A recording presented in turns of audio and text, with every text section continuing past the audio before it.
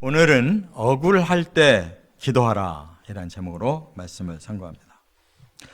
우리가 시편 말씀을 보면 대단히 많습니다.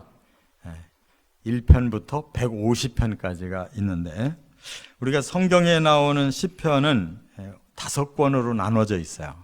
워낙 방대해서. 그런데 이제 제가 몇 년 동안 우리 성도님들과 함께 말씀을 나눈 연대기 성경에서는 좀 더 자세하게 분류를 해놨어요. 그래서 주제별로 상한 영혼을 주제로 하는 시편, 또 의와 악을 주제로 하는 시편, 또 기쁨과 찬양의 시편, 이러한 여러 가지 8가지 주제를 가지고 이렇게 나눴는데, 그런 주제의 첫 번째 주제인 상한 영혼에 대한 주제가 이제 이 5편부터 시작이 돼요. 그래서 오늘 본문에 이 상한 영혼을 가지고 하나님 앞에 탄원 기도를 드리는 이 주인공은 누구냐면 바로 다윗이에요. 다윗이 하나님 중심으로 올바르게 살려고 하다가 몇 차례 아주 심한 이러한 억울한 일을 당했습니다. 사울에게도 그렇고 아들 압살롬에게도 그렇고, 또 때로 간간히 아주 다윗을 배반하고 모욕하고 아주 굉장한 시련을 당한 적이 있어요. 그런데 단순히 지금 이 탄원 기도는 개인적인 입장이 아닙니다. 왜냐하면 다윗도 범죄한 적이 있잖아요. 뭐 자기가 항상 옳아서 이렇게 의로운 고난을 당하면서 박해당합니다라고 탄원 기도하는 게 아니고, 이것은 큰 차원에서 정말 하나님이 없이 사는 이 약한 세상 사람들, 그러나 하나님을 경외하고 믿음 안에서 의롭게 살으려고 몸부림치며 사는 성도들의 입장에서 볼 때 이렇게 세상은 너무나 악하고 의롭게 살려고 하는 자들을 박해하고, 이러한 모순 덩어리 속에서 상한 심령을 가지고 이걸 해결받기 위해 하나님 앞에 기도하고 있다, 그 말입니다. 저와 여러분의 삶이 정말 하나님 중심으로 살려고 한다면 악한 자들의 박해는 당연히 있는 거고, 때로는 우리 개인적으로도 몹시 참으로 고통스럽고 억울한 심정을 가질 수밖에 없는 고난도 있지만, 그러나 우리는 하나님 안에서 그걸 풀 수 있다는 사실을 깨달으시기 바랍니다. 그리고 우리는 역으로 그 기도 속에서 우리는 영적 기쁨을 누리고 하나님의 축복이 있다는 사실을 알고 이걸 이겨낼 수가 있다는 것입니다. 자, 3가지 다윗이 이 탄원 기도를 통해서 무엇을 기도하고 있고 어떻게 승리하는지를 깨닫는 시간 갖겠습니다. 첫째, 1절부터 3절에 보면 하나님은 기도를 들으시는 하나님이십니다 라고 확신이 있었기 때문에 하나님께 이 문제를 가지고 나왔다, 그 말이에요. 한번 1절을 같이 읽겠습니다. 여호와여, 나의 말에 귀를 기울이사 나의 심정을 헤아려 주소서. 네. 여기 보면 하나님, 제 말에 귀를 기울여 주십시오.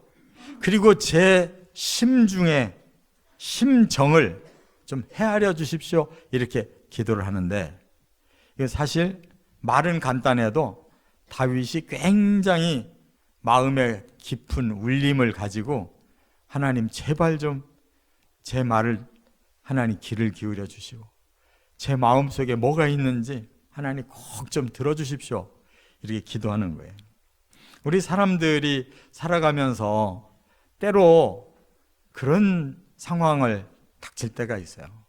정말 누구에게도 말 못할 고통이 있는데 참 믿어지는 사람, 평소에 뭔가 늘 이렇게 도움을 얻었던 그분에게 우리 마음을 털어놨을 때 그가 따뜻하게 들어주기만 해도 너무나 고맙고 또 새 힘을 얻을 때가 있습니다. 그러나 그 누구에게도 하소연할 수 없는 이 상황에서 우리 그리스도인들은 하나님이 계시다는 사실을 다시 한번 상기시키시기를 바랍니다. 왜냐?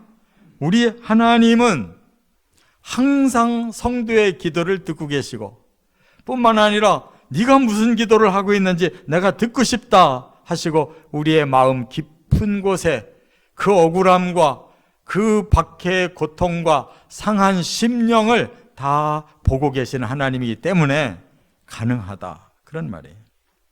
그래서 이 다윗은 2절로 넘어가면 정말로 겸손한 마음으로 더 하나님 앞에 매달리는 단어를 쓰고 있어요. 그 뭐라고 했느냐? 나의 왕, 나의 하나님, 이렇게 부르짖습니다. 다윗도 왕이에요. 세상에서 내놓으라 하는 사람인데 그 심령 속에 이 상한 영혼을 치료하기에는 역부족이에요. 그래서 진짜 왕을 향하여 부르짖는 거예요. 그렇다면 다윗은 하나님 앞에 감히 왕이라는 말을 쓸 수도 없고 생각할 수도 없어요. 자기는 지금 고통받는 한 영혼으로서 겸손하게 무릎을 꿇고 진짜 왕이신, 자신은 많은 허물이 있고 또 불가능이 많은 형편없는 왕이고, 하나님이야말로 정말 그 다윗을 구원해 줄 전능하신 왕이라고 이렇게 고백하고 있는 걸 보면 역시 다윗도 연약한 한 사람에 불과한 거예요. 모든 사람은 이처럼 다 허울은 좋아 보여도 그 내면을 들어가면 이렇게 큰 문제를 안고 고통하며 살고 있는데, 그분에게만큼은 얼마든지 해결받을 수 있는 능력이 있고, 그분은 전능하신 하나님이며 전능하신 왕이기 때문이라고 우리도 그 확신 가지고 기도하시기 바랍니다. 자, 그럴 때 하나님께서 어느 때에 내 기도를 잘 들어주실까를 다윗이 고민을 하면서 시간을 여기서 밝히고 있는데, 그 시간이 3절에 보니까 제가 아침에 하나님 앞에 기도합니다 라고 2번이나 아침을 말하고 있어요. 근데 이 아침이라는 것은 어떤 거냐면, 이 보케르라고 하는 원어가 잠에서 깨어난 첫 시간이라는 뜻이에요. 그 말은 뭐예요? 사람이 잠자는 동안에는 모르지만 잠에서 깨어나는 순간부터는 이제 내가 너무나 고통스럽고 내가 너무나 눌려 있다고 한다면 이거부터 해결하고 싶잖아요. 그 잠에서 깨어난 첫 시간에 바로 이 문제를 하나님 앞에 가지고 나가겠다는 그런 뜻이에요. 그래서 온 정성을 다 쏟아서 제가 하나님이 깨워주신 그 첫 시간부터 바로 이 문제를 하나님 앞에 가지고 가서 해결받고 싶습니다, 이렇게 말을 하는 거예요. 그렇다면 얼마나 간절하냐 그 말이에요. 그런데 또 하나는 7절로 내려가 보면 장소를 밝히고 있어요. 하나님, 제가 이 첫 시간에 기도하는데 어디서냐면 바로 하나님의 전에서입니다, 이렇게 말하고 있어요. 하나님의 집에서 제가 이 첫 시간에 하나님 앞에 부르짖어 기도하는데 바로 하나님 앞에 예배를 드리며 기도합니다 라고 고백하는 거예요. 하나님 얼마나 기쁘게 여기시고 들어주시겠어요. 우리도 하루의 첫 시간을 하나님 앞에 나와 예배를 드리며 기도할 수 있다면 그거보다 더 좋은 시간이 없는 줄 믿습니다. 하나님과 1대1로 만날 수 있는 예배의 시간, 말씀의 시간, 기도의 시간, 깨달음의 시간, 응답의 시간이 우리에게 있다면 그분은 신앙 안에서 승리하고 있어요. 행복한 신앙생활 하시기를 바랍니다. 자, 2번째, 4절부터 7절에 보면 어떻게 이 탄원 기도를 이렇게 강력하게 할 수 있었느냐면, 하나님은 선악을 구별하시는 하나님이라고 확신이 들었기 때문이에요.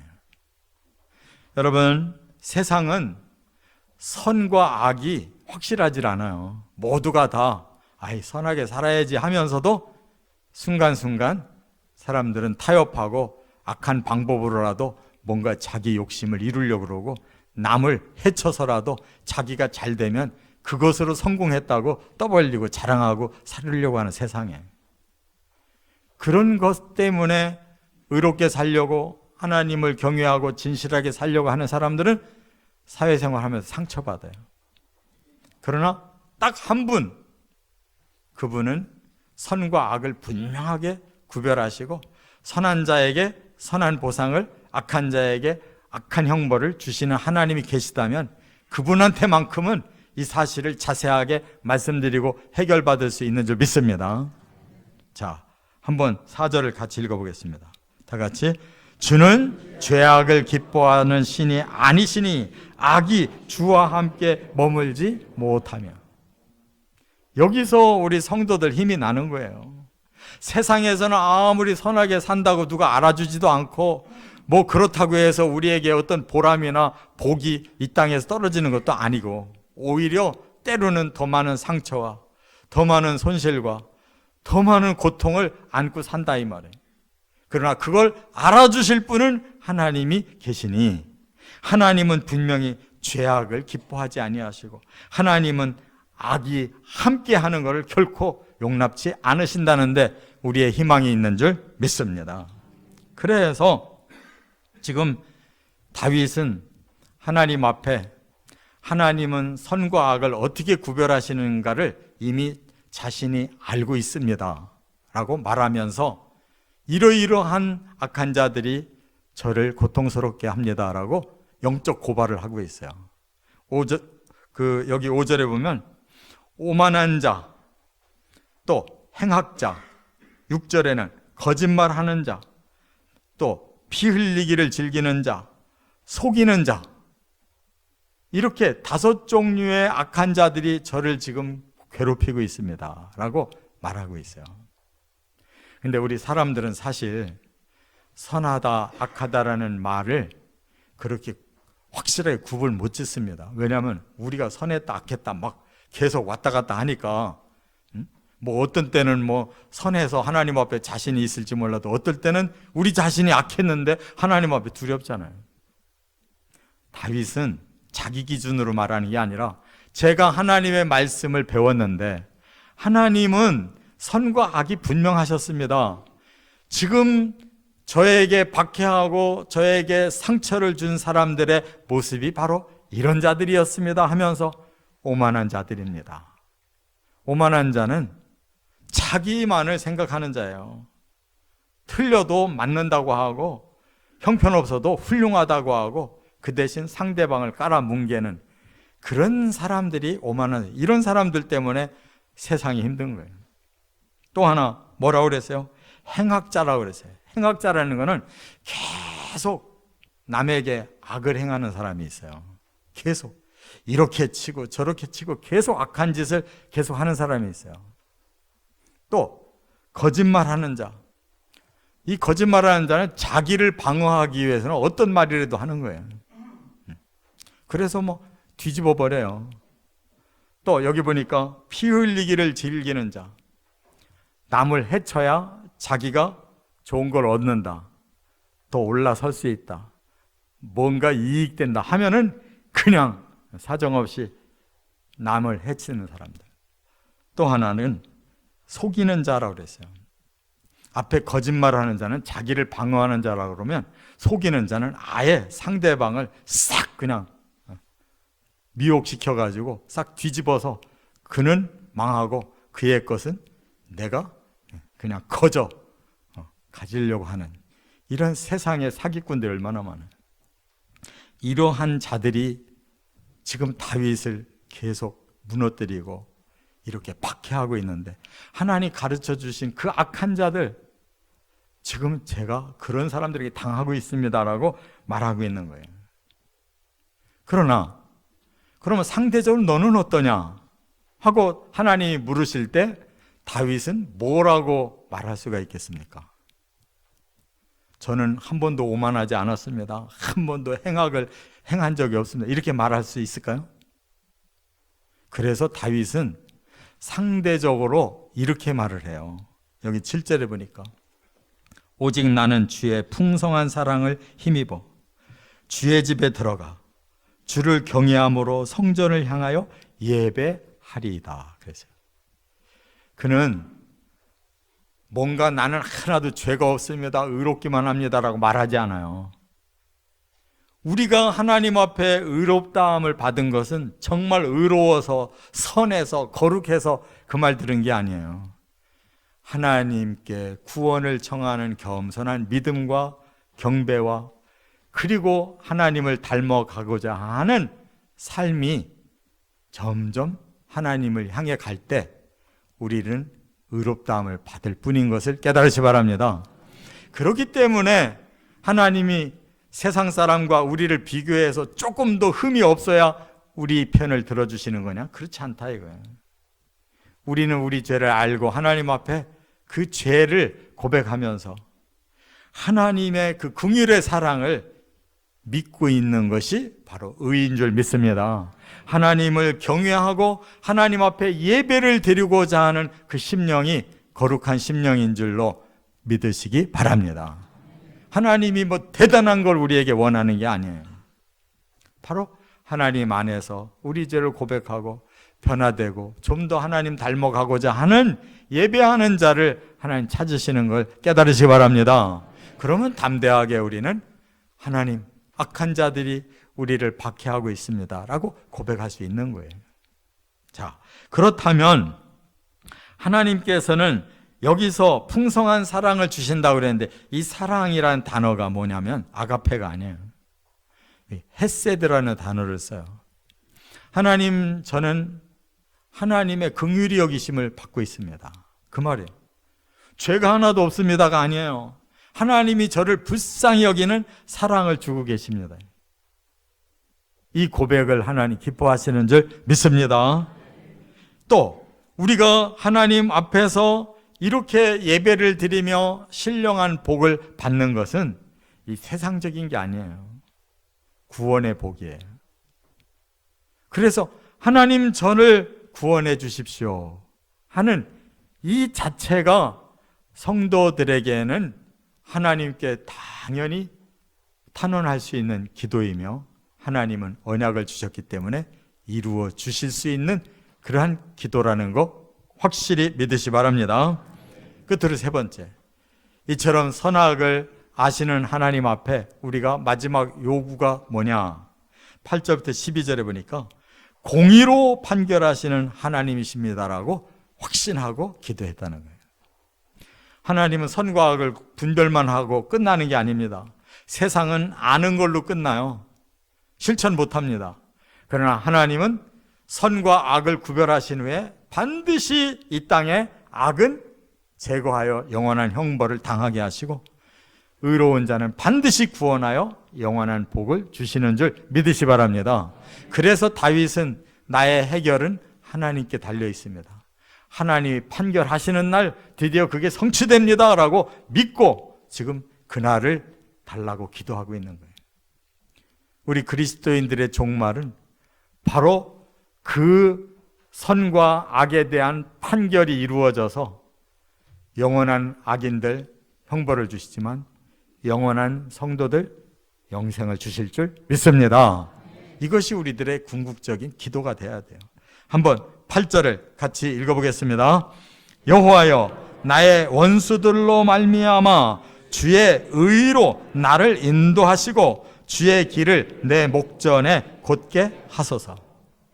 이 단어가 무슨 뜻이냐면 나의 원수들로 말미암아라는 말은 원수가 있다는 거예요. 하나님을 경외하고 의롭고 선하고 거룩하게 살려고 하는 자를 방해하고 이 땅에서 곤고하게 만드는 원수가 있는, 그게 누구냐면 사탄이거든요. 그리고 그 사탄에게 속아서 따라가는 악한 세상이에요. 그런 자들이 계속 하나님의 사람들, 의의 성도들을 무너뜨리려고 할지라도 오히려 그들 때문에 하나님은 오히려 반대로 우리를 의로 인도하시고 그 길을 곧게 갈 수 있도록 하나님 보장해 주신다, 그런 말이에요. 할렐루야.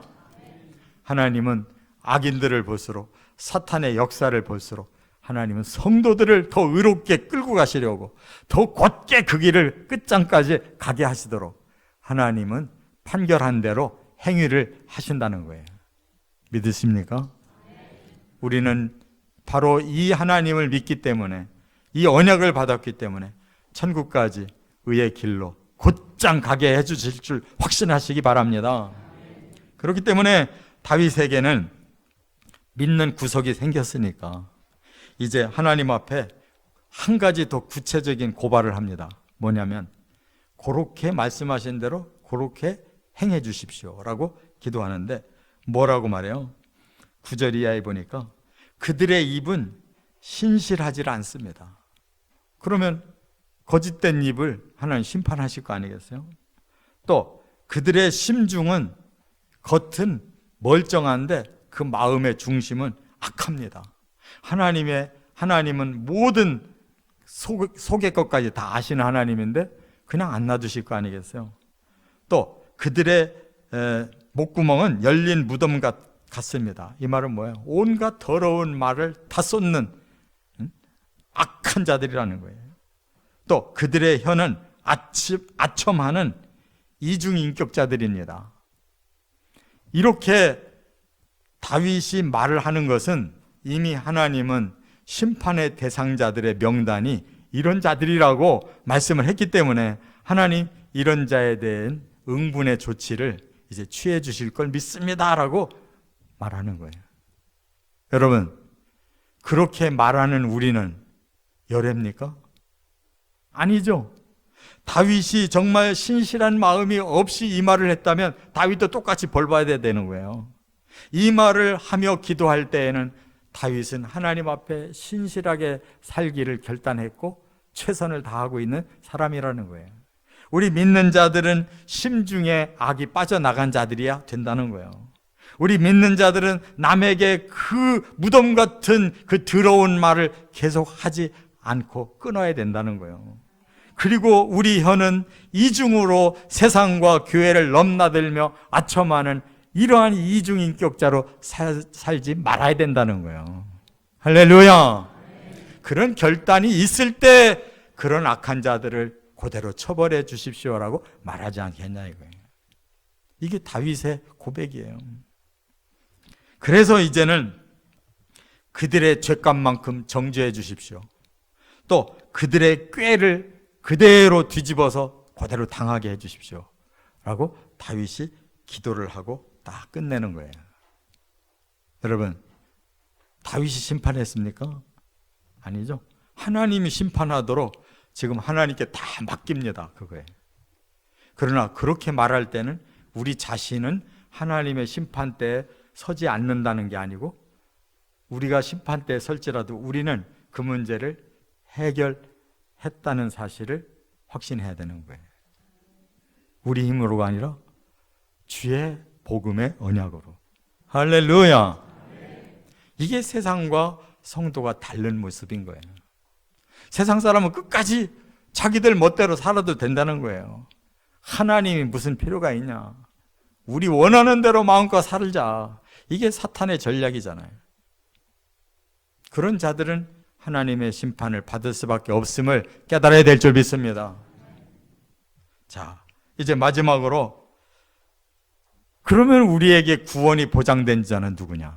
다윗은 이렇게 고백하고 있어요. 11절에 보니까 하나님께 피하는 자들. 지금 다윗이 하나님께 피하고 있잖아요.